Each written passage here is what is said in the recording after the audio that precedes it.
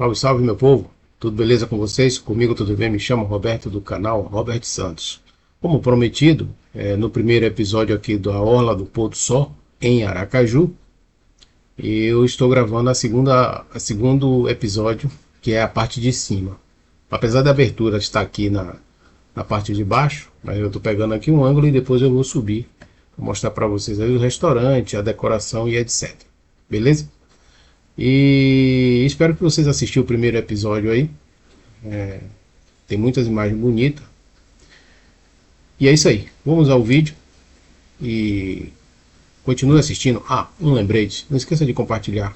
Se inscrever no canal. Beleza? Pode comentar que eu estou aqui para responder. Um abraço. Que Deus abençoe. Continue assistindo o vídeo.